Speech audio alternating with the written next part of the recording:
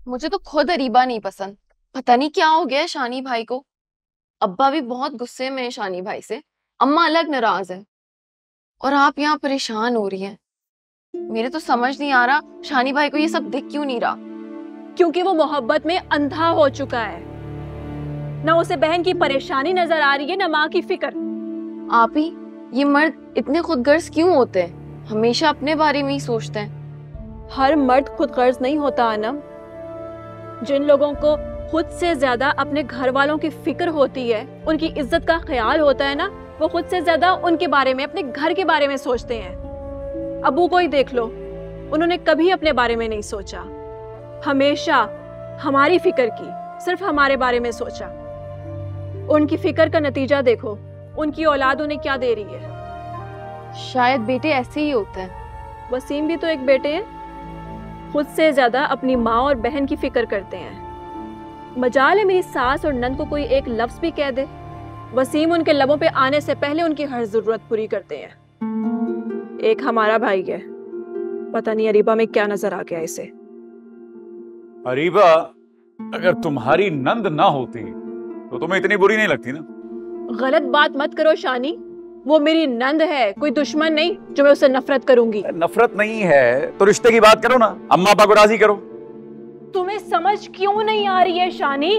जब अरीबा ही तुमसे शादी करने के लिए राजी नहीं है तो मैं अम्मी अबू से क्या बात करूं? राजी है वो,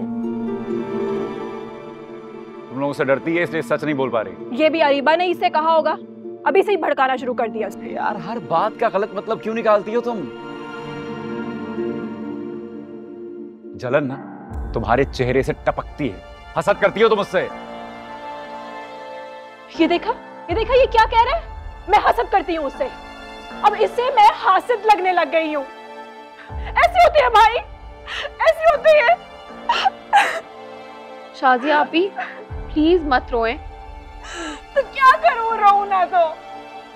ससुराल की बातें सुन सुनकर तंग आ गई थी, इसलिए थोड़ी देर के लिए यहाँ आ गई, और यहाँ भी मेरा भाई मुझे बातें सुना रहे। कहाँ है अम्मी? बुलाओ उन्हें फोन करके। मैं करती हूँ फोन।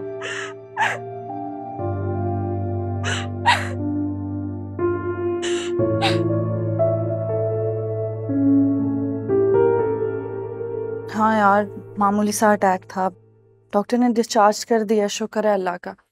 लेकिन बहुत सारी केयर का बोला है। अच्छा प्लीज तुम प्रिंसिपल से बात करना कि मैं 2-4 दिन स्कूल नहीं आ सकूंगी, बाबा का ख्याल रखना ना।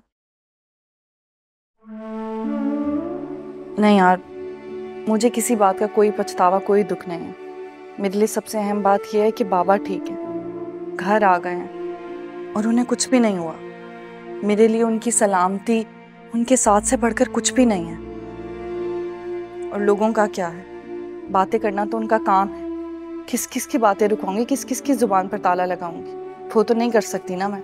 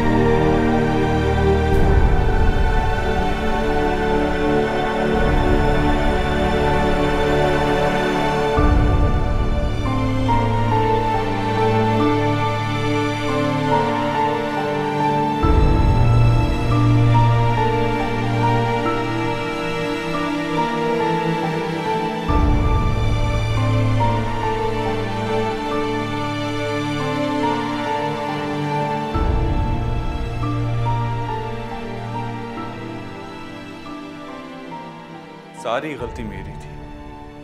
अनमोल बिल्कुल ठीक कहती, मैं वाकई में बहुत खुदगर्ज हूं, सिर्फ अपने बारे में सोचता हूं।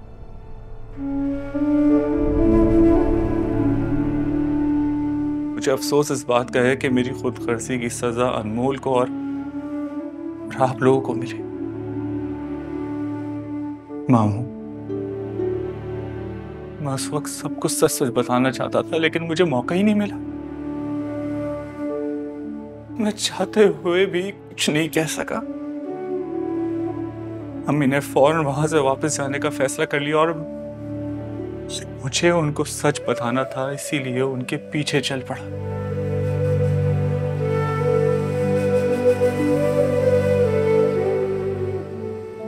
तुम्हारा ये एतराफ, ये नदामत, शर्मिंदगी मेरे अब किस काम की? सबके सामने मेरी बच्ची का तमाशा बन गया और मैं खामोश रहा, कुछ नहीं कह सका। सारे ये इस बात की दलील नहीं है कि मैं बूढ़ा और कमजोर हो गया हूं। एक बूढ़ा और कमजोर इंसान जो 2 जवान बेटियों का बाप है, उसे ऐसे आजमाना जुल्म नहीं है क्या? मुझ में हिम्मत और ताकत ही नहीं रही, दिल भी कमजोर हो गया मेरा। चाहो तो डॉक्टर की रिपोर्ट देख लो, मैं वाकई कोई आजमाइश नहीं सह सकता मैं। इसलिए तुम चले जाओ यहां से, जाओ।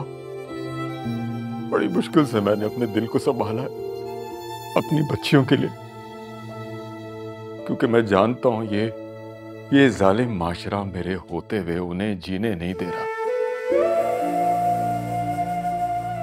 तो मेरी गैर मौजूदगी में तो उन्हें नोच कर खा जाएगा, इसलिए जीना है मुझे। मेरे रब ने मेरे लिए जितनी सांसें लिखी है, मुझे अपनी बेटियों के लिए ले लेना। चले जाओ ऐसे, चले जाओ।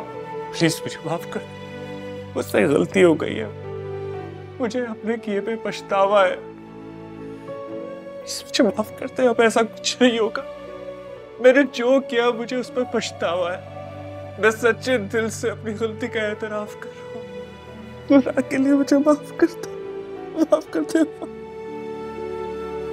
मेरी भीगी आंखों में वो आंसू भी जैसे बेगाने, जाने पहचाने भी सारे लगते हैं बेगाने।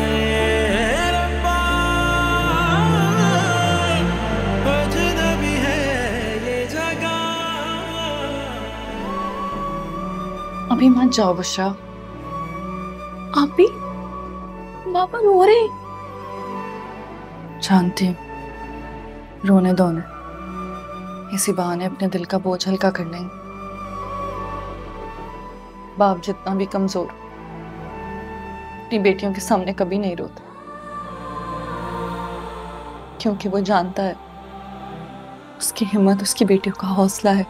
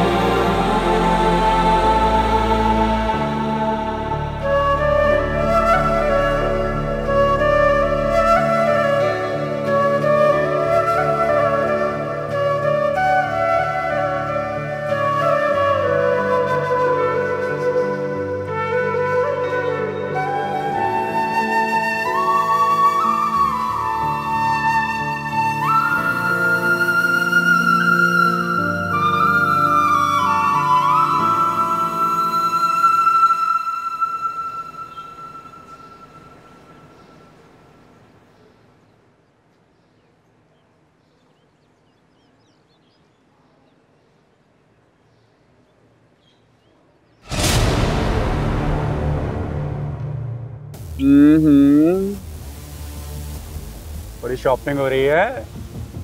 मतलब बुड्ढा जिंदा है, मरा नहीं। कमाल आदमी है यार, बड़ा मजबूत दिल गुर्दा फिट करवाया हुआ उसने। मुझे तो लगा था ये सब देखने के बाद बुड्ढा चीट पाक डमडम हो जाएगा। चिकन लिया दिखा। देख रहा हूँ यार, छीन छोड़ी रहा हूँ। कमाल है, बिला वजह खर्चा कर रही हो अब्बा पे।